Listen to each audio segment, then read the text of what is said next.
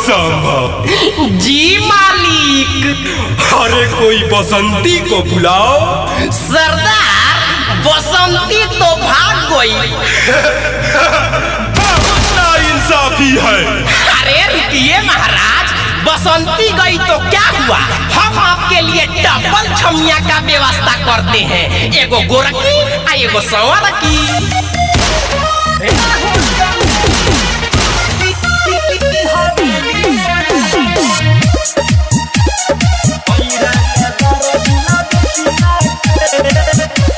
Music by Gaurav Roshan.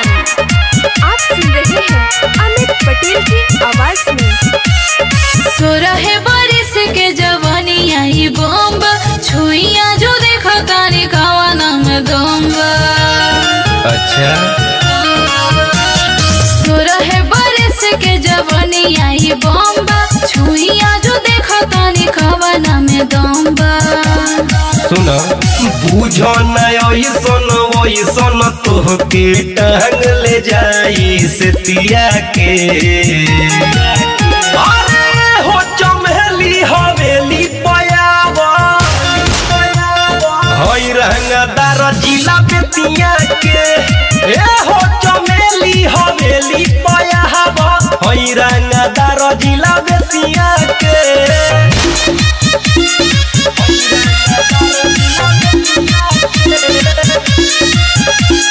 DJ Vikas Riga Sitamarhi presented by lovely film production.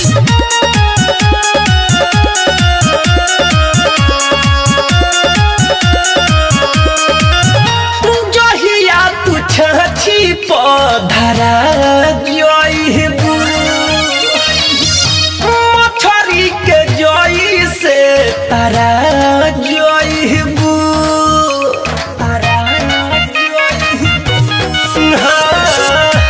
जहिया तू छाछी पधरा जइबू, मछरी के जई से तारा जइबू। बुझला बोला ना हमसे भाचर भाचर, बहिन होई चॉकलेटिया के। अरे हो चमेली हवेली पयावा, हई रंगदार जिला बेतिया के। ए हो चमेली हवेली पयावा, हई रंगदार जिला बेतिया के। हई रंगदार जिला बेतिया के। म्यूजिक बाय गौरव रोशन। आप सुन रहे हैं अमित पटेल की आवाज में। कौनो भी थाना पुलिस केस के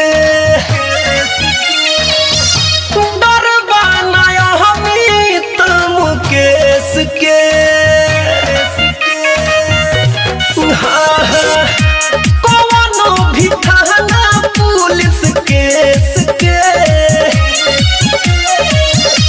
डरबा दिवाकर नाम केस के।